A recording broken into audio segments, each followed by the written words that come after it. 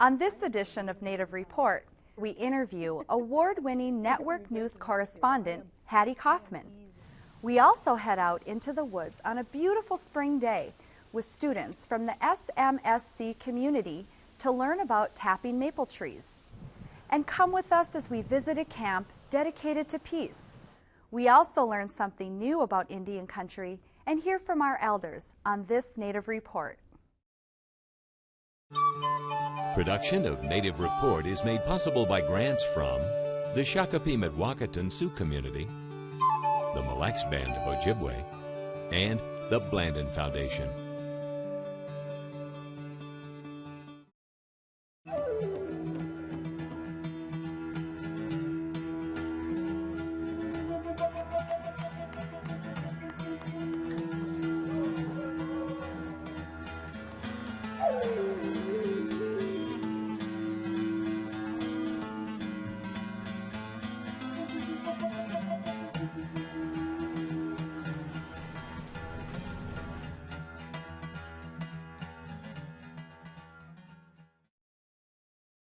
Welcome to Native Report.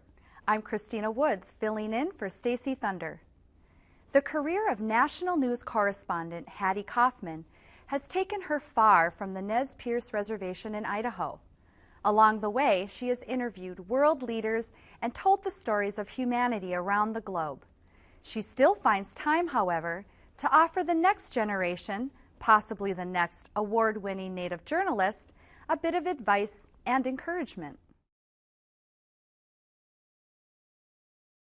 And she's blessed us in coming all the way from LA to snowy Bismarck, North Dakota, to be with us this evening and to tell you about her journey and her expectations of each and every one of you as our students. Ladies and gentlemen, it's my honor and privilege to introduce to you Miss Hattie Kauffman. Award-winning journalist and national news correspondent Hattie Kauffman gave the keynote address at the American Indian Higher Education Consortium banquet. Her story is one of persistence and success. I want the Indian students in this room to know that they can do what I do. They can do what Val Kilmer does. They can do what Barack Obama does. Particularly in terms of being a reporter, we are storytellers. I wouldn't have a career if I hadn't gone to college. I actually was at the University of Minnesota in 1972 when somebody from the university radio station came to the student meeting and said, we'd like to give 5 minutes a day for Indian news. There was a lot of Indian news then. AIM, Takeover of Wounded Knee, was all building up to that. And I raised my hand. Even though I was a freshman, even though I had no experience, I just thought, I'll do that. And from that day, the very next day I was on the air, and I've really been in the business ever since. What is a typical day like for Hattie Kauffman? The thing about being a network news correspondent is that there is no typical day. It's sort of, if you liked field trips when you were a kid in school, you would like this kind of career because every day is a field trip. You don't know where you're going to be. You don't know when you might come home. Years ago, I happened to be living in New York, and I took a jog in Central Park, and I was feeling really happy, and I went into work, and I said, I feel like I'm on top of the world. And the assignment editor said, pack your bag, you're actually going to the North Pole. So that, I mean, it's really true. You don't know what's going to happen in general. I mean, for the last 10 years, I've been assigned to work out of the Los Angeles Bureau, so mostly covering things from, the West Coast. And the news business is changing, as you know. So much information now is coming from the internet. There's a big revolution happening in terms of what our normal life is going to be. In a way, I'm a bit of a dinosaur. There was a time when I wouldn't know when I was going to get home. I've been doing this, I've been a network correspondent for more than 23 years. I did 3 years at ABC and just about 21 at CBS. So I started this job before there were cell phones. That's what I said, I'm a dinosaur. I used to get paged in the airports, Hattie Kauffman, pickup line, because I'd think I was on my way home, and no, they were sending me somewhere else. And part of what I had to do in order to succeed was to always be available. You know how it is in a newsroom. People are competing to get on the air just on local news. You have a 5 o'clock newscast, subtract the sports, subtract the weather, subtract the commercials, even maybe 16 minutes. Everybody's competing to get on there, and there's only one way you can do it, and that is to say, oh, I'll do it. You know, I'll work Thanksgiving, I'll work midnight, and I started doing that in my 20s, and I've continued doing that up until where I am now. What personal values helped you with your career? You know, we grew up poor, half American Indian, half white, lived off the reservation, moved to Seattle, a lot of struggling, you know, hunger, literal hunger.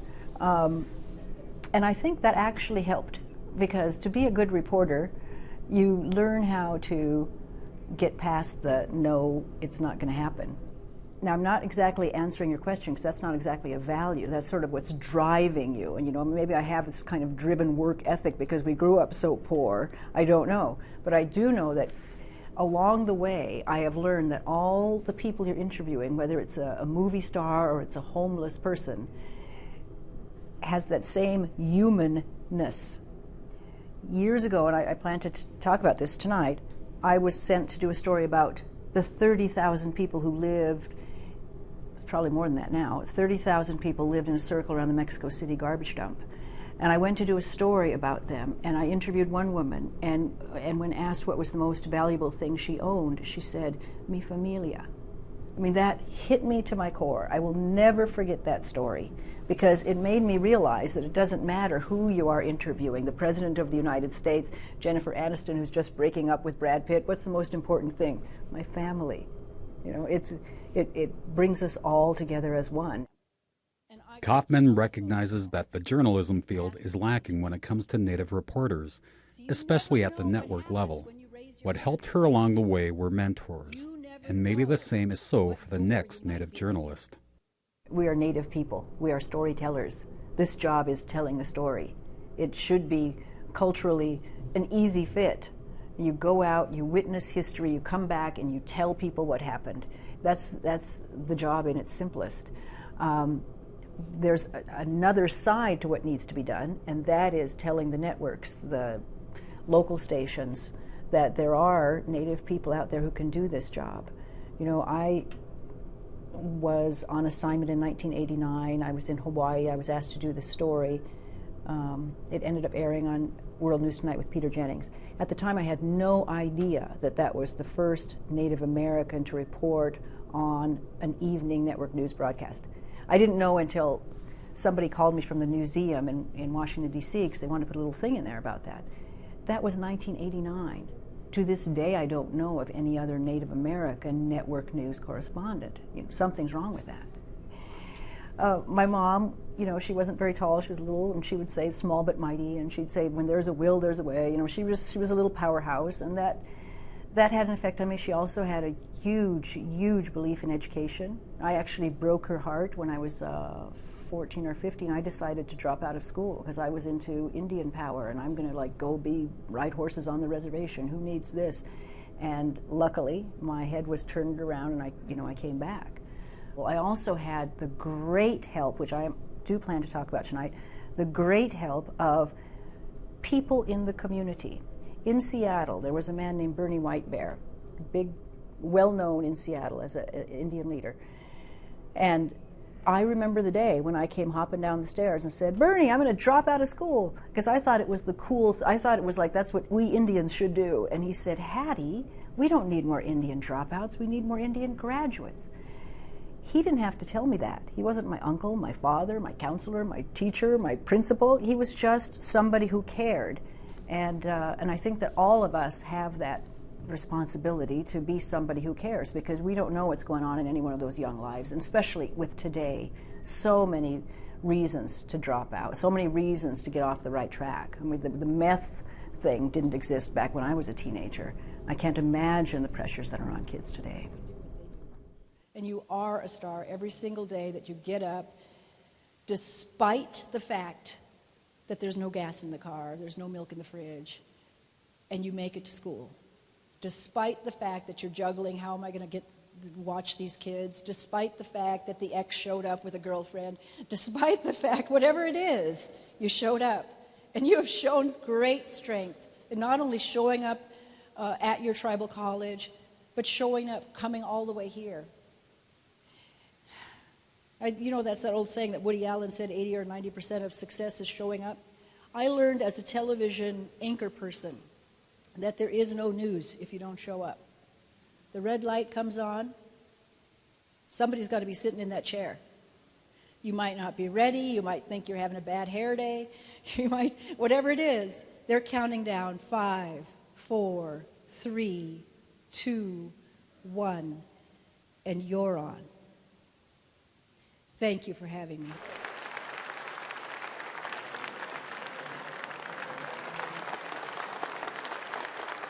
I am actually very sad that there are not more Native Americans at the network level. It was maybe 10 or 12 years ago I spoke at the NAJA conference, and I said I'm not going to retire until there's somebody here. But you know, it's not always up to us if we're going to retire. How appropriate for our star CBS News correspondent.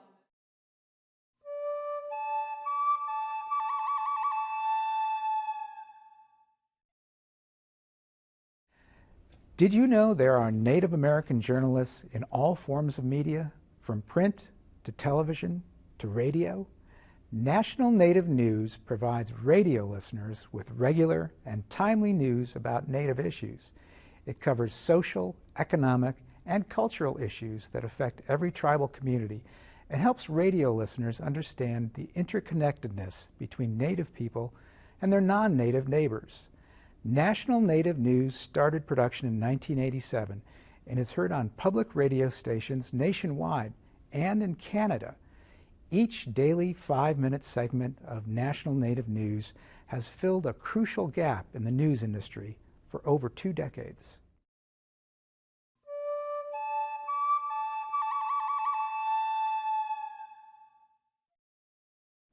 Coming up next, we head out into the woods on a beautiful spring day with students from the SMSC community to learn about tapping maple trees.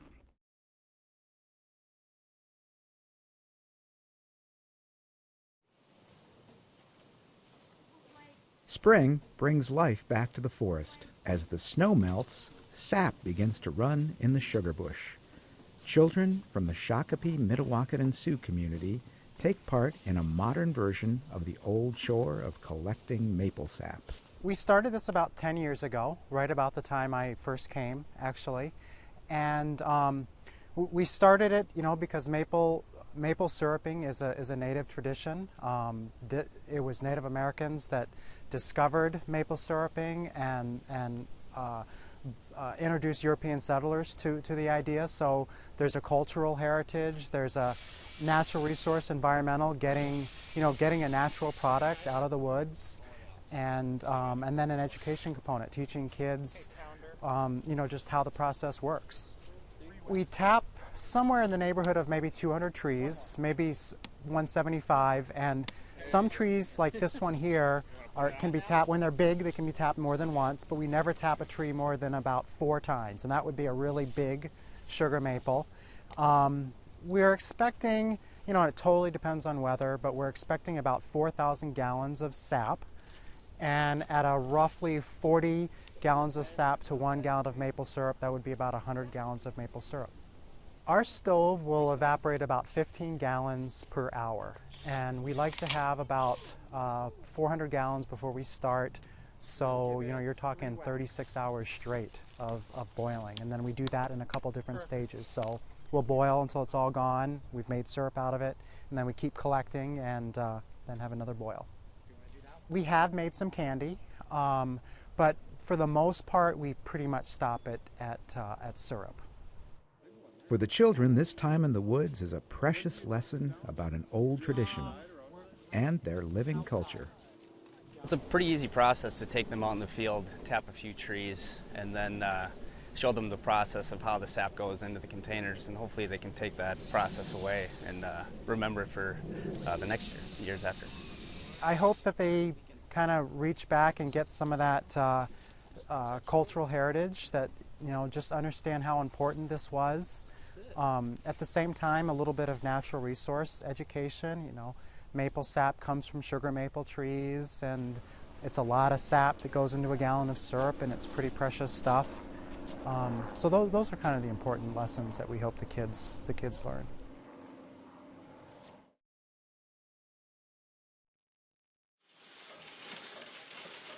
The Shakopee Mdewakanton Sioux Community is working to diversify their business interests. Recently, they opened a brand new water bottling facility. The facility bottles 4 different size bottles. We actually produce a 12-ounce bottle for powwow.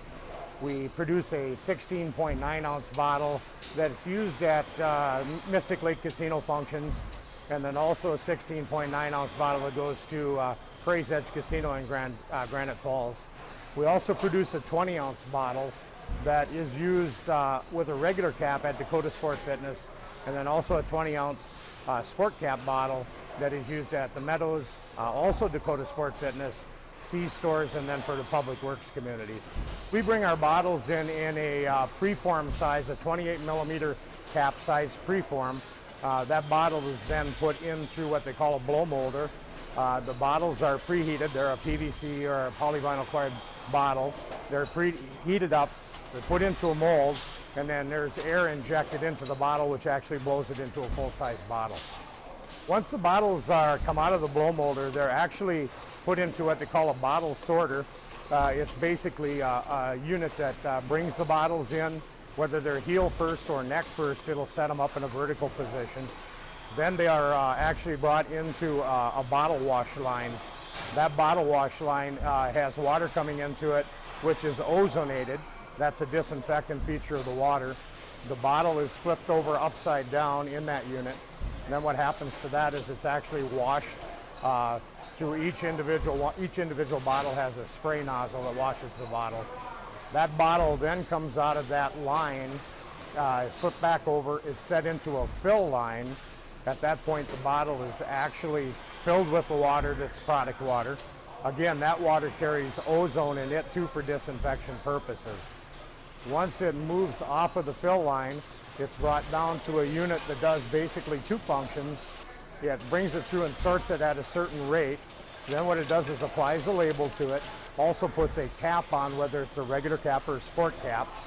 Then after that unit, it comes out into what they call a cap tightener. The cap is tightened down tight on the bottle. It has a safety ring on it to make sure that the safety features of not being opened up are there. Comes off that line, it goes past a date coder, which puts a born-on date and also an expiration date. The water quality of the bottle is secure for 2 years.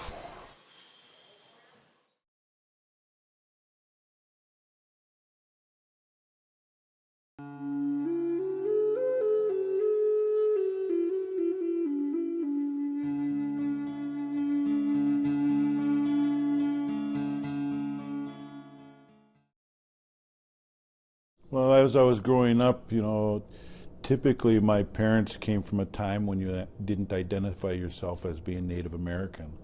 And over the time, that's changed, and we've become more aware of who we are and that we have a voice in this world.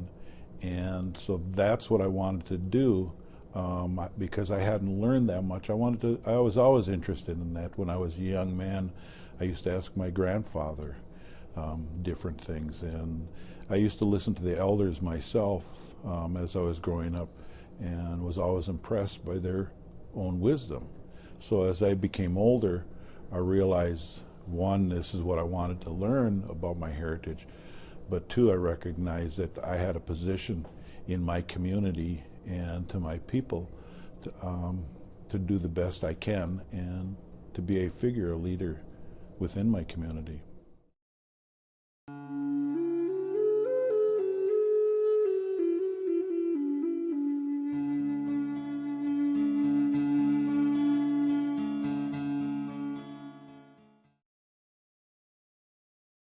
Tucked behind evergreens, blocking the view from a major state highway on the outskirts of Duluth, Minnesota, is a camp dedicated to peace and dismantling racism. The idea behind the camp is to create a better understanding between cultures.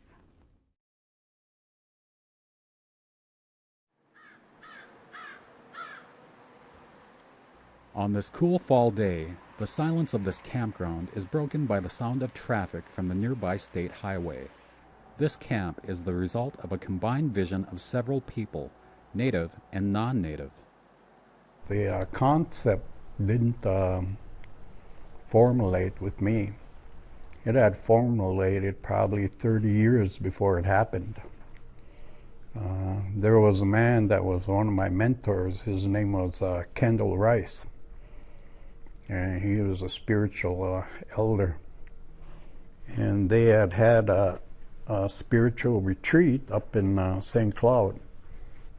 So he told me what was going on there, that there were Asian people there,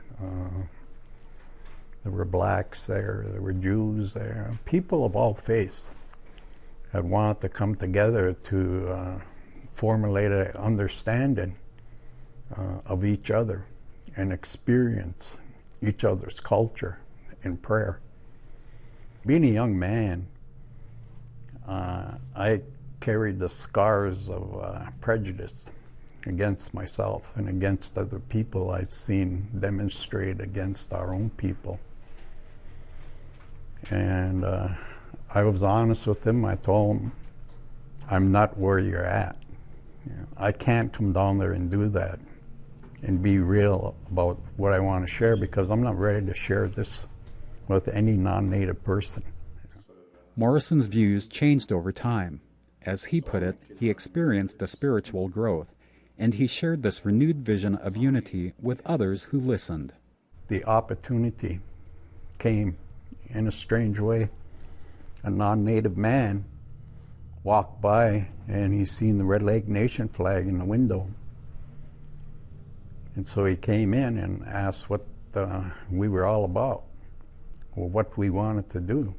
So the man came in, had some questions, and says, I have 40 acres of land, and you're welcome to use all of it if you want. He said, it's untouched. Nobody's been out there for hundreds of years. I seized the opportunity and asked them, when can we start? I shared this vision with a man by the name of Gary Silk of the Sioux Nation, and he was a very spiritual man himself, and he was talking about the same thing I was talking about, and he was talking about the ratifications of the treaties. How do we get the word out to the people that treaties are still being ignored? The two men developed ideas about their camp. It would serve as a place of learning, healing, and fellowship. Culture and tradition amongst our people and other tribes throughout the nation, it's a constant in traditional form that has never been forgotten, and it's still alive today. And it was under that concept that we decided to go ahead and open up a camp and invite people from all nations throughout our country to come and eat with us and pray with us. We have a sweat lodge out there. We also have a teepee to be used for pipe ceremonies, women support groups, men support groups. We also put up a cooking camp area. So if people wanted to bring out food or come and cook out there, they're welcome to do that. When we had the opening of our camp, we had people from New York, Chicago, Montana, Texas, South Dakota, North Dakota. We had quite an opening there. The campground is named in memory of Gary Silk and uses his Lakota name, Camp Buffalo Heart. Buffalo Heart, he had a vision of people coming together, walking and running at Bear Butte. And so I went out there this summer, and I think that was one of the most spiritual things I'd ever been through. When it was time to leave, I didn't want to go because there was such a strong feeling of love, consideration, respect. All of that was treated so good, you know, in reverence to our own ways. And we were sharing this with Cheyennes, Cherokees, Sioux, Anishinaabe. We all come together under one common cause. And that's what I would like to see happen.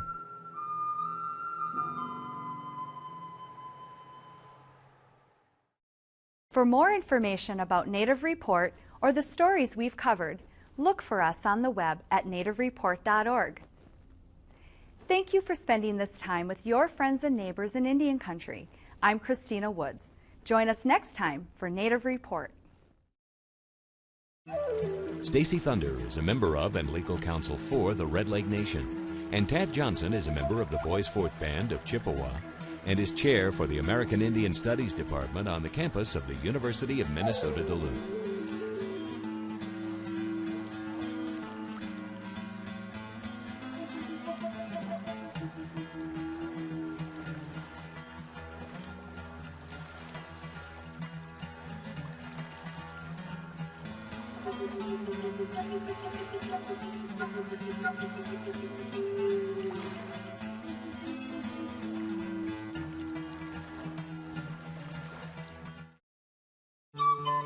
Production of Native Report is made possible by grants from the Shakopee Mdewakanton Sioux Community, the Mille Lacs Band of Ojibwe, and the Blandin Foundation.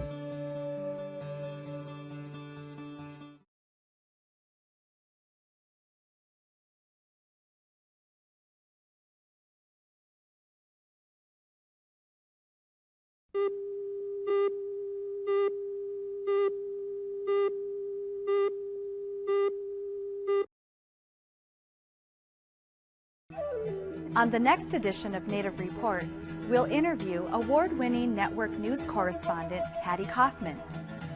We'll head out into the woods on a beautiful spring day to learn about tapping maple trees. And we'll visit a camp dedicated to peace. We'll also learn something new about Indian Country and hear from our elders on the next Native Report.